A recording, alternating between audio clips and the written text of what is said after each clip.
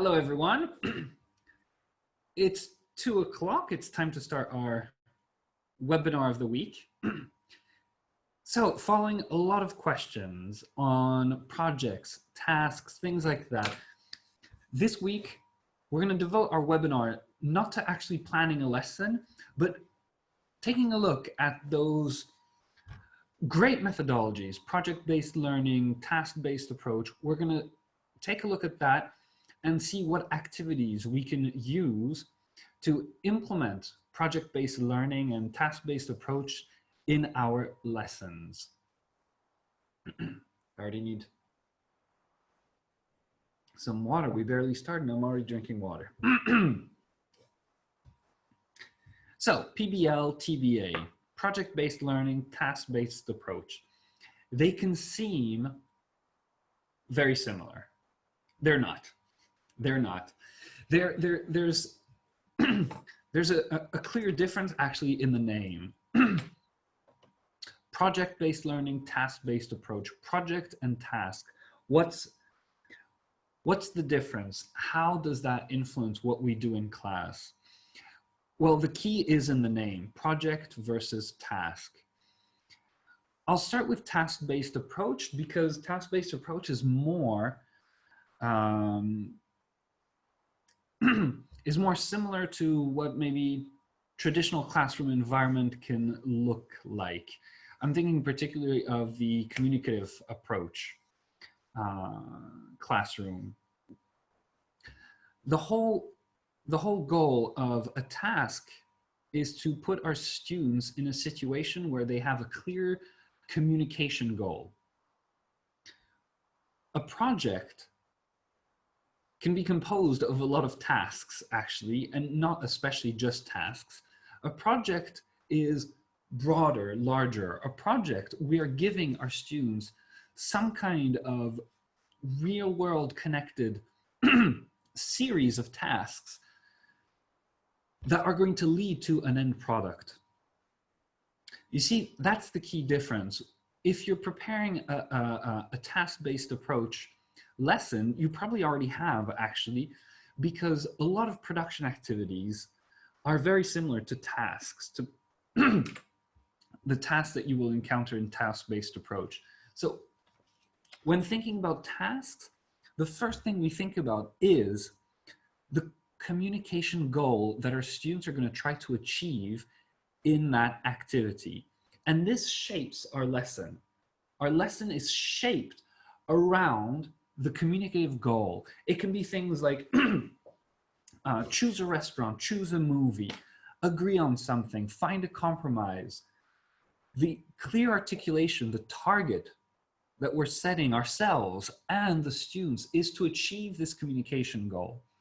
And to achieve this communication goal, we're going to think about the necessary skills students need to have to be able to achieve it. If they've never seen these skills, don't go forward with the task. The students are not prepared. The students don't need to master each of these skills before they try to perform the task. Because in your lesson, you're going to introduce the task, and then you're going to review and consolidate the necessary skills that you think they might need for this task.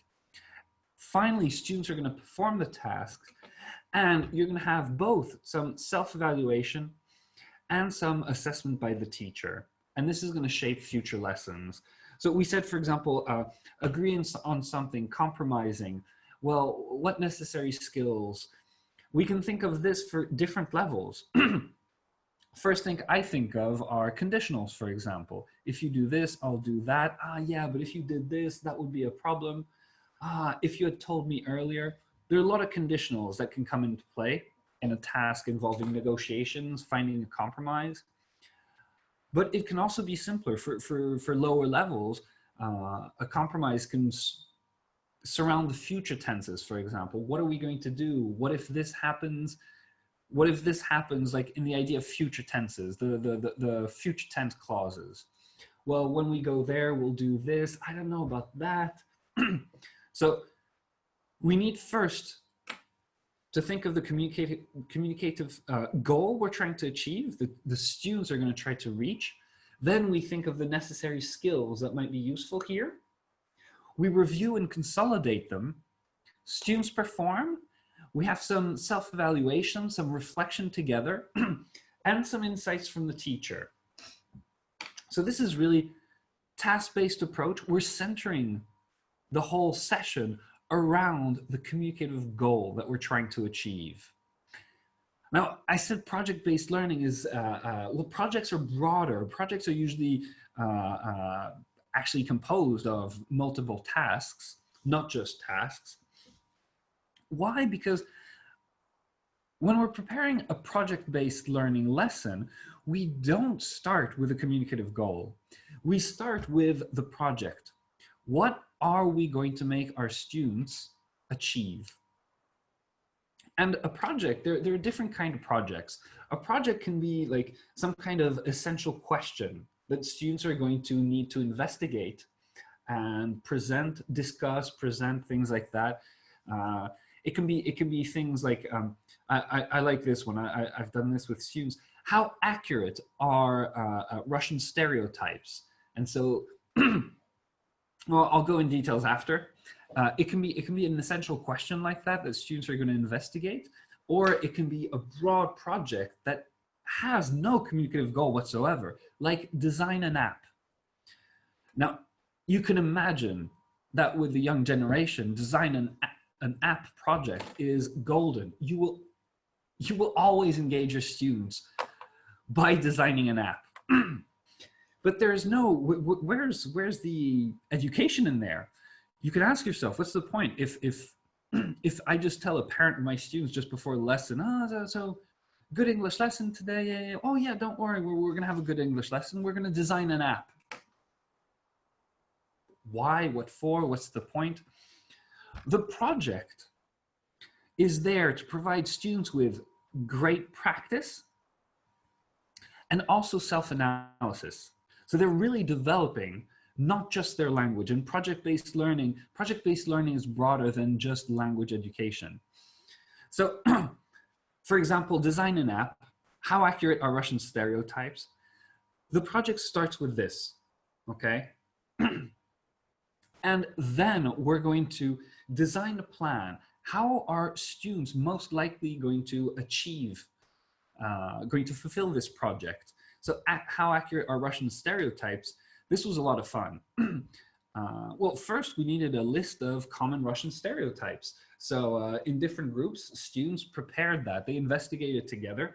They had to go online,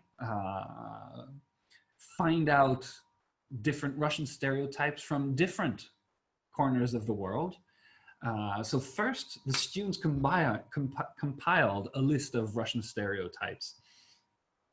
And then what we had, it's not that broad of a project. And then we had the students in their groups, once they had their set of Russian stereotypes. So here you might want to limit the students to 5 stereotypes, 10, something like that. But then what we had the students do in their groups, they thought about how best, what would be the most efficient way to get answers on all these stereotypes from other people.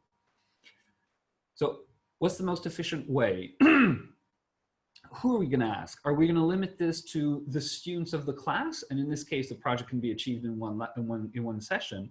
Are we going to ask family members and friends of the students? In this case, this is going to be homework. The students are going to leave this session with a series of questions that they agreed on with within their group.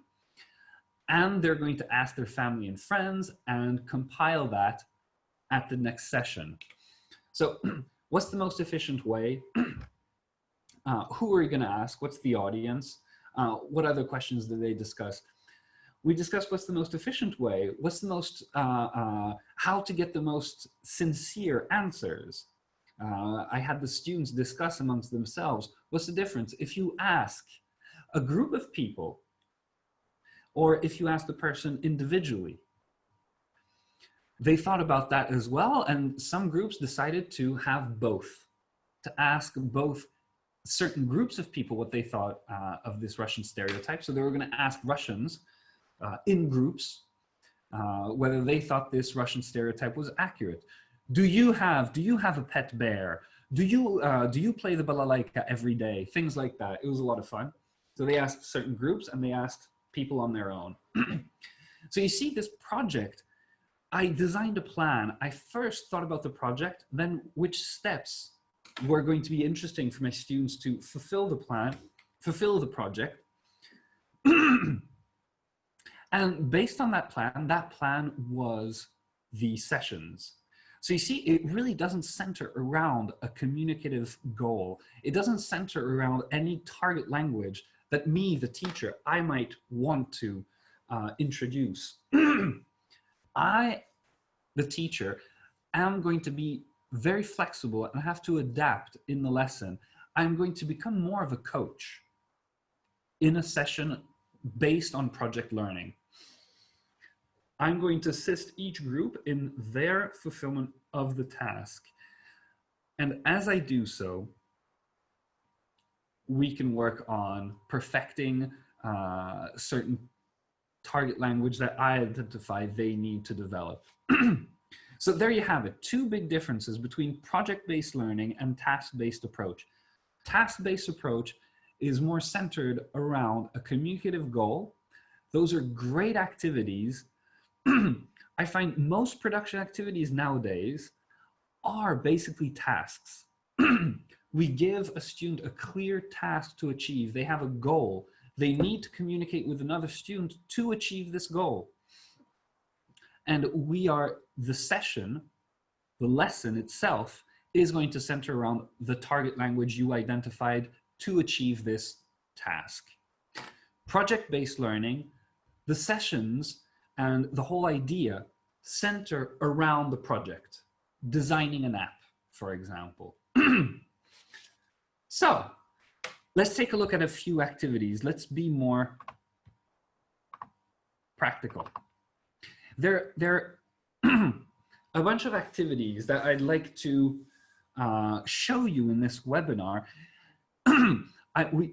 We have a bunch of tasks, a bunch of projects, productions on our website, and I've already presented some. So I'm not going to go over everyone. I don't have time right now, but I'm going to try to focus on ones that I have not presented before in the past.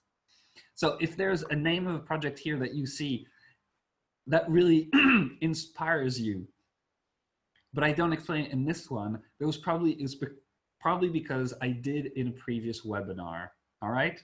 And if not, remember, it's always simple to contact me by email, social networks, or on our website. Remember, you go to messages and you can message me. I'm the first one there. So projects, what did I want to show you? Quite a lot, actually. Let's start with Art Commission. The Art Commission project, you see this one is free on our website. So this activity gives the students the ability to use their imagination to describe not yet sculpted pieces of art. So we're going to think about this, whether it's better for project-based learning or for task-based approach. Here's the situation. Student A is a wealthy patron who would like to commission a sculpture. Student A has loads of money, and they want to pay an artist to realize some kind of vision they have. And students B and C are artists who want to win that commission. So A is going to describe his or her vision to B and C, and B and C are going to draw a design based on that description. A, the patron, is then going to choose which artist wins the commission. So the idea is we're going to give students A the ideas, and here they are.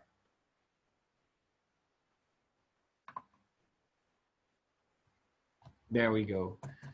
The singing bird. So student A is going to describe, student A keeps this card secret and explains that he wants us, students B and C to design this singing bird, there will be no body. It's just a head of a little bird chirping, singing. Now, I'd like it to represent I'd like it to be a happy bird. So the way I see it, the bird's head should be tilted upwards. It should be like it's singing upwards to the sun, to the stars. I see the beak slightly open with maybe some notes of music to express, to show, to show some kind of beauty of the music, for example. And students B and C are there listening to me and drawing as I speak. And students B and C are going to show me their work and are going to try to convince me to pick them as the lead artist for this project. Now, possible improvement, you know, we often include these. If you have clay, have the students actually put together a model of the full-size sculpture. It's loads of fun. Now, coming back to our idea for this webinar today, project-based learning versus task-based approach. This type of activity is more adapted for PBL or TBA?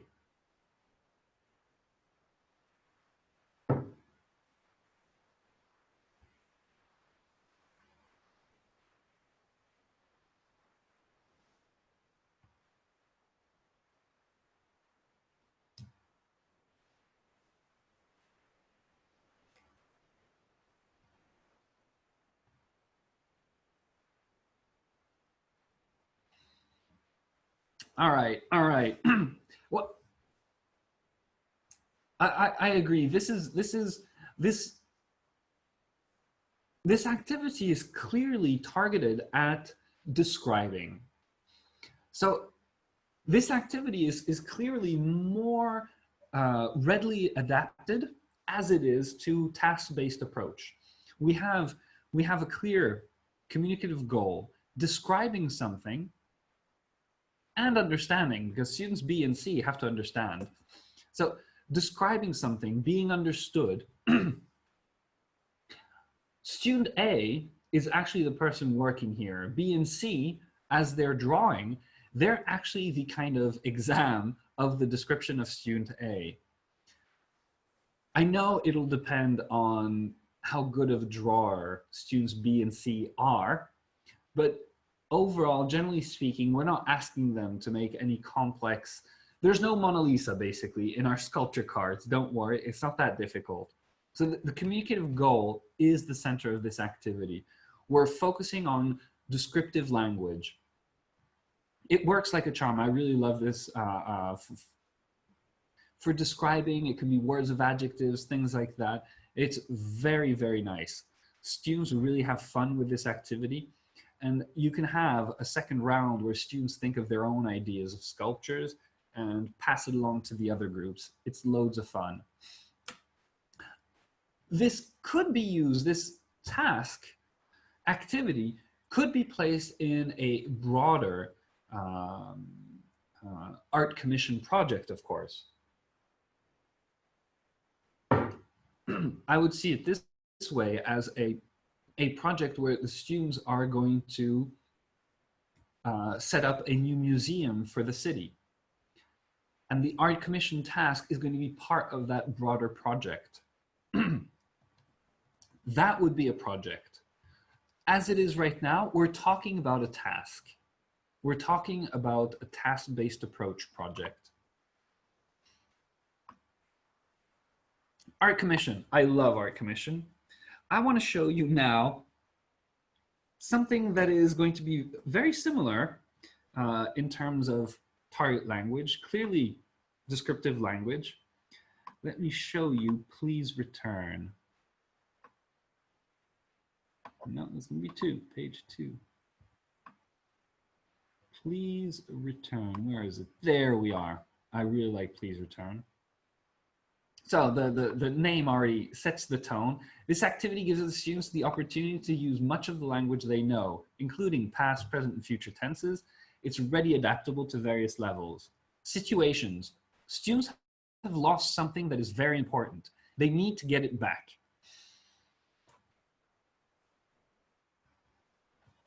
So the procedure, tell the students that you're sad because you lost something that is very important to you.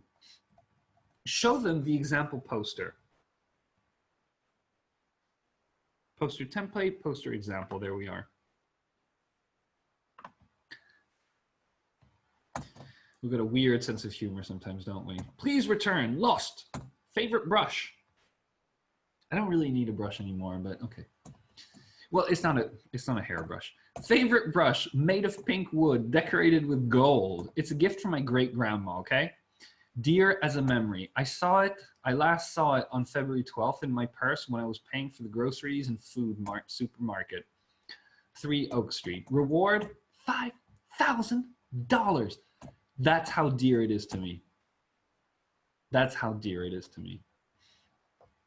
So you show them the example poster and you ask them various questions. What did I lose? What is it made of? What color is it? Why is it important to me? Then you tell the students of how you lost the hairbrush. So here, that's really where you can adapt this project to the level of your students. It depends, it's really up to you how far you want to go with the story of how you lost the hairbrush. This is perfect if your goal in this task or project, if you want the students to practice their narrative tenses.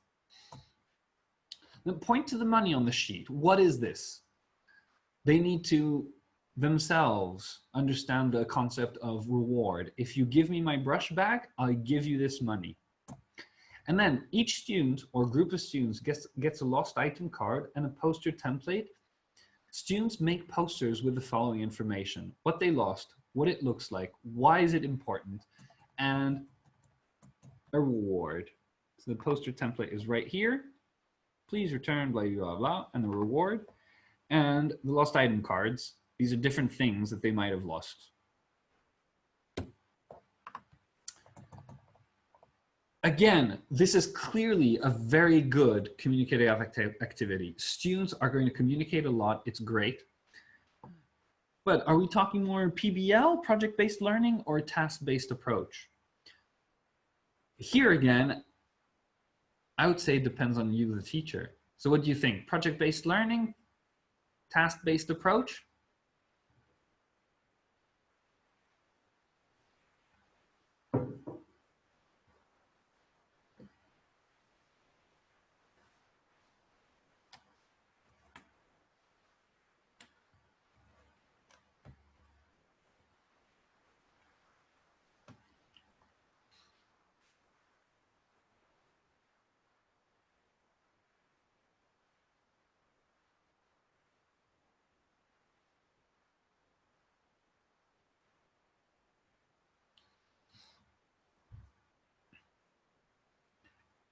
It can be both. It can be both.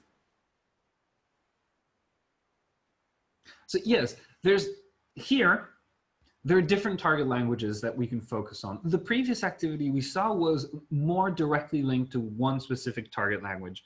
Here we have descriptive language. That can be one of the targets. We have narrative tenses, how you lost it, the last time you saw it, and everything like that.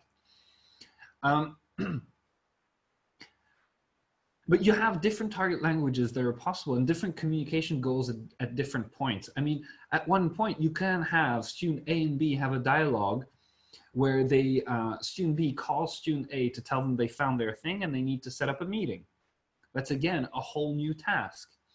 You can give them another task. After that, they set up their meeting. Once they're at their meeting, so you put student A and B first, back to back. Have you ever done this? For pair work, instead of having the students see each other, look at each other, where they can read lips, for a phone call, actually have them sit back to back, and they're going to talk like this to each other. So student B, who's here, cannot read my lips. It simulates more of a phone conversation. So first they have their phone conversation, they agree on a meeting, and then they actually meet, and you give the task to student B. You know what? you think you can get a better reward for this. So here the students are going to have fun, basically negotiating for a better reward at a certain level. If my students are C1, C2 level, here I would even ask them to practice their soft skills. Student B, you want a higher reward, but you are not allowed to talk of money or to ask directly. Student B has to imply it. So you see, there are really very, very different levels to this. And you can use please return just as a production activity, just as a task-based approach activity. You can also use please return as a project-based learning activity here. You're not focusing on one target language, on one communicative goal. You are focusing on a broader project of getting our lost items back. So it starts from the start, getting our lost items back. Well, first we need to describe the lost items. Then we need to set up a meeting with the person who found them. Then we need to actually get it back and make that person happy. So I love this one, please return. And as I said, depending on the level of my students, I'll adapt each step. I'll just tweak the instructions. I love this activity, please return. Another sip of water. I'm gonna run out of water before the end of the webinar. So please return, I love this one. What are we gonna follow up on? All right, let's do build a city. I think just in the title, you already know if this is more task-based approach or project-based learning. So the students here are gonna build a city. This multi-step activity gives you the opportunity to practice directions, location, place names. Step 1, designing a city. As individuals or in small groups, students cut out places and paste them on one sheet of the city map. They then color everything. So really, the first step is designing the city. Look, there are 4 different maps. 1, 2, 3, and 4. And you give each group, so 4 parts of the map, that gives you 4 groups. You give them places in town. You have museum, park, hospital, and all those things.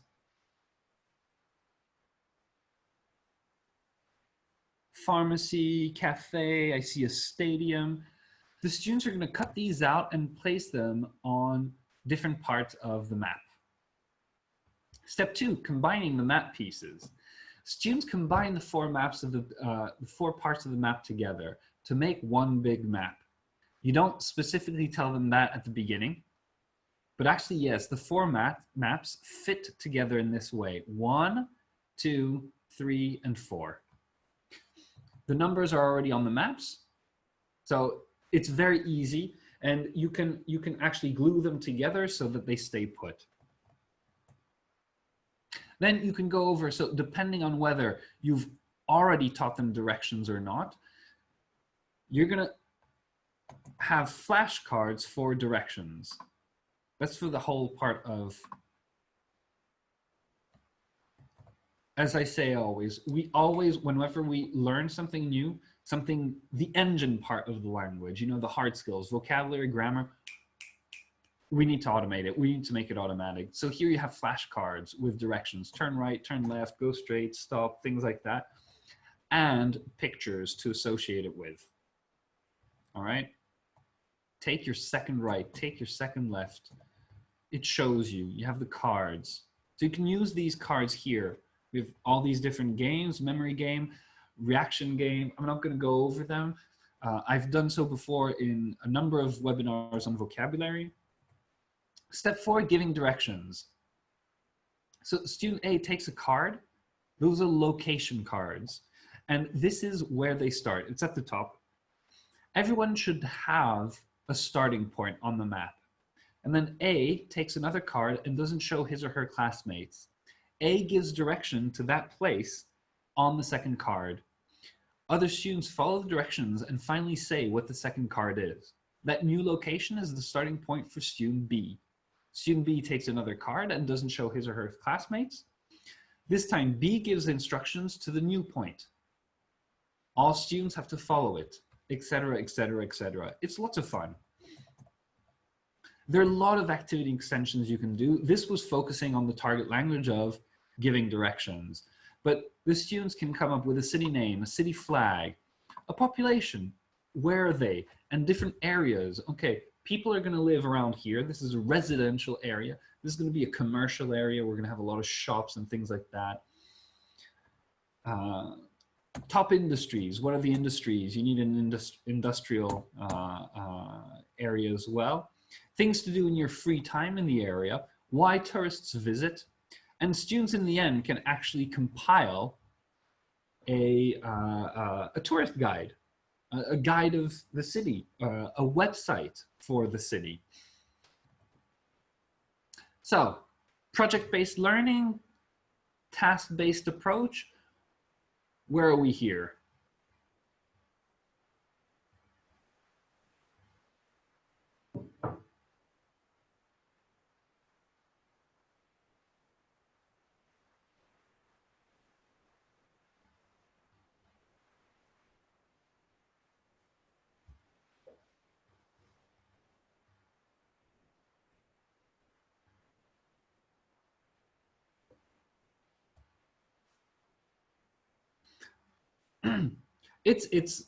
This is clearly a project, right?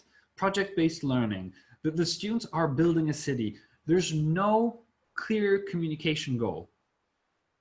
The students are really carrying out a project together, and the different steps of the project give them a lot of opportunity to practice. As I said at the beginning, describing these two approaches, here as a project where my students are building a city, I am a coach. I am coaching each group and helping each group fulfill the project. As you can see, this would be ideal for a revision lesson, as you said. Very, very good point. Because really, if I'm mostly teaching in a classical way, then this kind of project can be a great, great breather for the students. This is a time when the students are achieving something and they don't feel that the teacher is breathing down their neck every step of the time. They're more relaxed, they're more engaged. And actually me, the teacher, I'm behaving like a coach here. I'm just helping them along the way to design their city in the end and to design a website or something like that for their city. Very good. Build a city.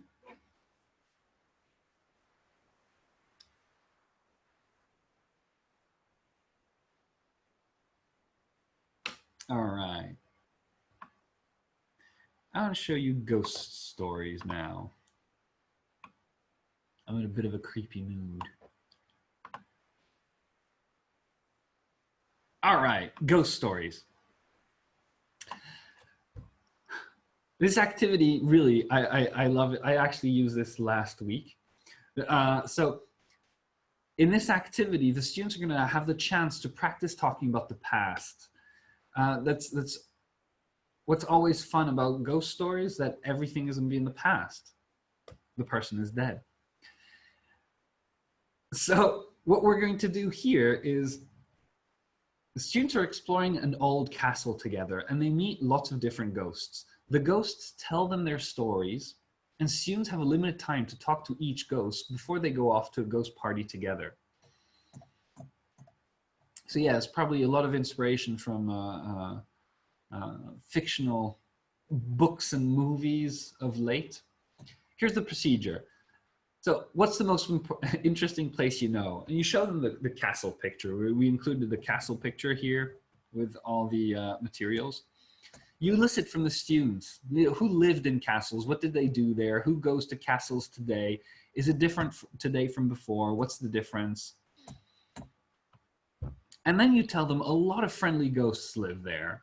You show them one of the ghosts saying, this is Randy. So you elicit from students questions they can ask Randy. What did you used to do? What was your job? Were you happy? Of course, one of the top questions is, how did you die? There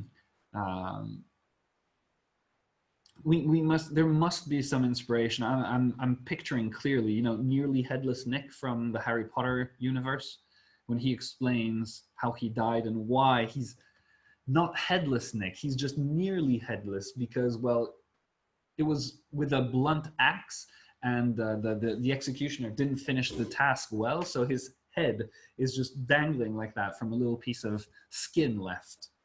It's loads of fun. Well, loads of fun. Let me show you the ghost pictures. So these are different ghost, no, that's the castle picture, sorry. The ghost cards. These are all the different ghosts living in the castle. And you see, we put one or two clear hints in the picture, but not precise, not too precise. There's still a lot of creativity left here. So yes, there's a clear hint to the first card. The ghost was probably the chef of the castle, and he was the cook. He prepared meals and things like that. But there's no clear indication as to what kind of meals, what era, what time in history, or how this ghost died. It could be of old age. It could be because the king that day was in a foul mood. It could be because he gave food poisoning to the princess. I don't know. There are a lot of different reasons, different ideas. And students usually have fun connecting the stories of more than one ghosts together. So the students are really going to do this one after the other. They take one card, and this is the card they use for the conversation. They ask the ghost questions, and the ghost replies. So one student in the group takes a card and plays the role of that ghost. There are a lot of activity extensions you can do with this. The ghost party introductions, so students are invited to go to the ghost party. They introduce ghosts they met beforehand to one another so that everybody knows everybody. I really love the party flyers extension as well. Students design invitation flyers for the ghost party. These flyers can include food activities, food and drinks, fun activities that the ghosts are going to be doing during the party, time and location, of course, directions maybe to tie in with the previous projects we were talking about.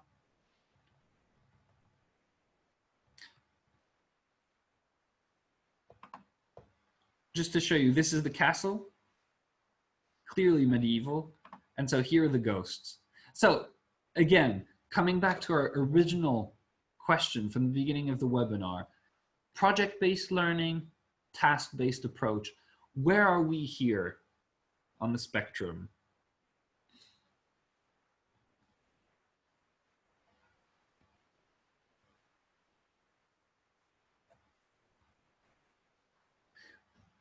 Exactly. What I love about this activity in particular is that this activity can easily be targeted at specific target language, so more of a task-based approach, because we're going to elicit questions with the students.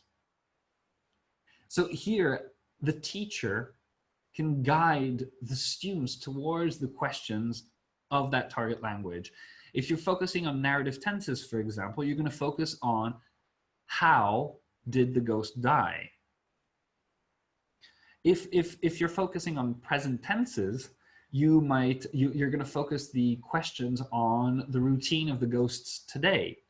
What does it feel like being a ghost? What's your routine every day? What do you do instead of sleeping? I mean, I'm guessing ghosts don't sleep. We humans spend not half, a third of our day sleeping, I think, about a third of our day sleeping. All of a sudden you're a ghost, you have a third more time. So what do you ghosts do in your free time? So you see, you can use this as a task-based approach activity by focusing the questions. Or coming back to the projects, the whole idea of project is we're not focusing on a specific target language. We're giving students a project to achieve, to engage them. And this, in this case, you don't focus the questions of the students. You really focus the whole thing on the party flyers, okay? We have been hired by the ghosts of Castle St. Petersburg to design their party flyers. So first, we're going to interview all of the ghosts organizing the party. We're going to ask them about their audience, what kind of ghosts are coming, what did they die of, who are they, what are their routines, what are their likes and dislikes, things like that, before designing the party and designing the party flyers. And at the end, the groups can compare party flyers. So this is more a project-based learning. There's no specific focus on a target language. The teacher is not a teacher anymore. He's a coach, helping the students along the way. There you have it. Ghost activities, ghost stories. I love ghost stories. I used that recently with a group of IT guys. As you can see, build a city has relatives, build a monster activity, build a solar system, things like that. So, ghost stories, done. I also wanted to show you Connick Legends.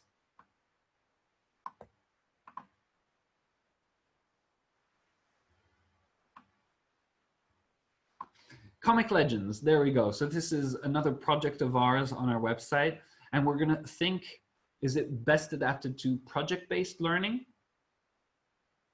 coaching, or task-based approach, where here we're more directed at the communicative task, the communicative goal of the students. So Connick Legends. This project gives the students the chance to practice storytelling with whatever language they know. It's a good group project for all ages. In addition to the materials provided, you will need to give the students somewhere to draw their comic book pages. Blank pieces of paper, half or a fourth of a blank piece of paper, or the board. The students can draw their comics on the board. Here's the procedure. You group or pair the students, have each student take 3 character cards. Let's start with the character cards. The students are going to take 3 of these, and you see there are 2 pages. You've got loads of characters for the comics. These 3 characters are going to be part of the comic of the students. So the students discuss together which of the characters is the superhero, the sidekick, and the supervillain. So the superhero is someone like Batman. The sidekick is his helper friend, like Robin for Batman. And the supervillain is the evil, evil, evil bad guy, the Joker. For each character, students come up with a backstory and what their powers are. You can have students then present their characters to the class. They're not yet even in the comic book idea. Here, they're just thinking of the characters and they're presenting the characters to the class.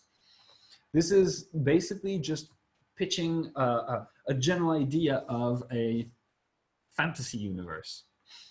Then, students are going to pick 1 plot card.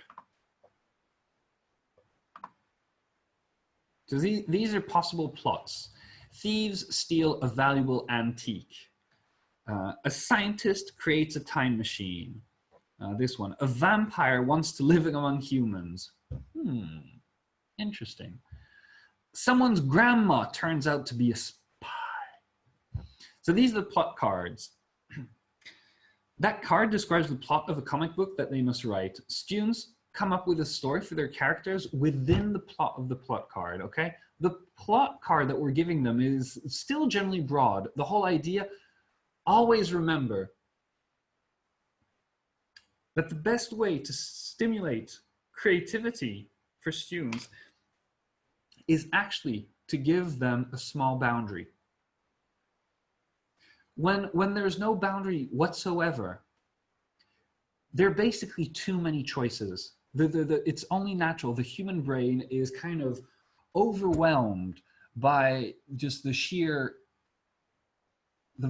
vast opportunities of creativity it has. There's no limit. There's no direction. I can create whatever I like. Really? Anything? The brain is going to ponder and think, and this might be a very good creative process for the artists out there that are producing huge pieces of art. But our goal here in our sessions is not to waste too much time with this. Our goal is to practice, to give students the opportunity to use their language. So a great way to do that is just to put a tiny little boundary, and the human brain all of a sudden has a boundary to create around. And this really helps them. So the plot card and the 3 characters are there exactly for that, to give the students a starting point. Possible activity extension. So after they come up with a story, students write and illustrate their story to make full comic books.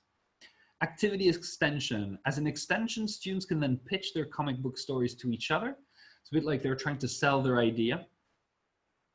They're selling their idea for example, it was a comic book, now try to sell it as a new TV show, or the next Hollywood blockbuster, for example.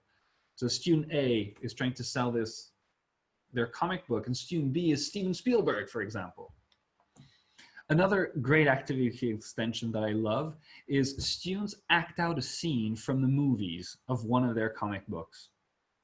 So they actually, this is really a next step. After the comic books are created and everything, the comic books should have a broader story that can be probably put into a movie.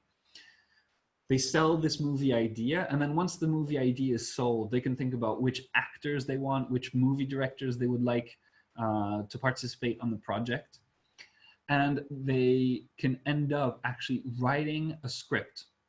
You tell them, guys, now the time has come to audition for your actors. So we need a script of one of the most important scenes of your comic book. Make a script out of it, and you're going to audition for everybody's blockbuster movie. So here, student A and B prepare a script for one of the most important scenes of their movie. Once the script is ready, they give it to the other pair, students C and D. And students C and D are going to perform that. And then students E and F are going to perform it. And students A and B can decide who they want to cast for their movie. So, coming back again to our essential question of the day, project-based learning or task-based approach.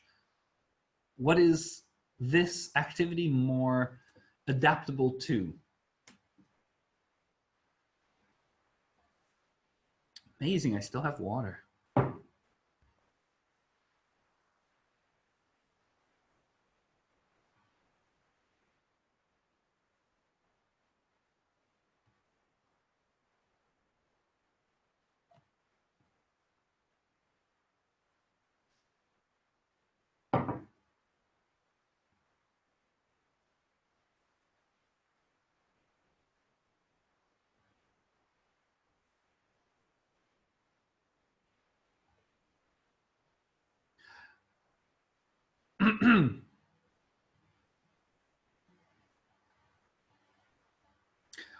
All right, pretty clear, right?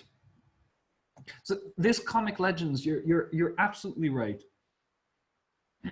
This is a project. Well, it is a project, but it's more adaptable to project-based learning, because this is there's no clear communicative goal that we're focusing on throughout the whole thing. It's really, we start with a whole project idea that has different steps and different elements to it. The goal here, the project, is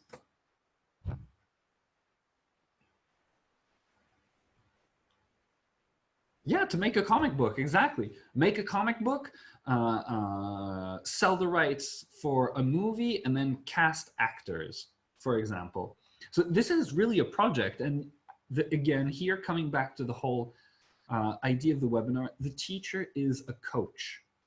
Do not feel bad if this type of teaching is new to you. You might have the impression that the first times I did it anyways as well, moving from classical teaching to this, it might feel like you're not teaching something. The students are just carrying out their projects and you're there assisting. But this is very, very valuable time for your students. If you have the time for this in your courses, if you don't try to make time for it, I understand you have some authority over you. If you have a director of studies or a government programs, things like that, you don't have that flexibility. If you can, make time for these kind of projects, because the effect on student fluency, on student engagement is remarkable. You can see, for example, can you imagine this kind of activity, this kind of project in your lesson? I'm sure you can see if you're teaching kids or teenagers, for example, Connick Legends is going to engage them in a great way. You're not going to need to be pulling your students to participate. The students are really going to get into it. And you can adapt the activity. If you think your students can produce their own plot cards, you might want to use, the plot cards as brainstorming ideas. So the students go through each card in pairs and they discuss what could be the possible story from that. But then you tell them, okay, I want you to make your own plot for your comic book based on the ideas on the cards.